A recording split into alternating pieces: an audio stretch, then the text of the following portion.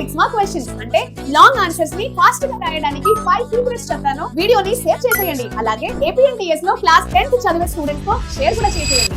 Number 1, answers రాసే ముందు మీ brain లో ఆ పర్టికులర్ ఆన్సర్ కి హెడ్డింగ్స్ ఏంటి, సబ్ హెడ్డింగ్స్ ఏంటి అవన్నీ బ్రెయిన్ లో అవుట్లైన్ చేసుకోండి. దాని వల్ల రాసేటప్పుడు మీ పెన్ ఆగదు. నంబర్ 2, ప్రతి క్వశ్చన్ కి కీవర్డ్స్ ఉంటాయి. అయితే ఆ కీవర్డ్స్ ని ఖచ్చితంగా రాసి దాన్ని అండర్లైన్ కూడా చేసుకోండి. నంబర్ 3, కొన్ని క్వశ్చన్స్ కి ఇలా రాసి ఉంటుంది: describe the answer, explain the answer, differentiate, explain briefly, list the factors. అయితే క్వశ్చన్స్ ని కేర్ఫుల్ గా చదవండి, దాంట్లో ఉన్న గైడ్ లైన్స్ ని అర్థం చేసుకోండి, దాని ప్రకారం ఆన్సర్ ని ప్రాపర్ వే లో ఫ్రేమ్ చేయండి.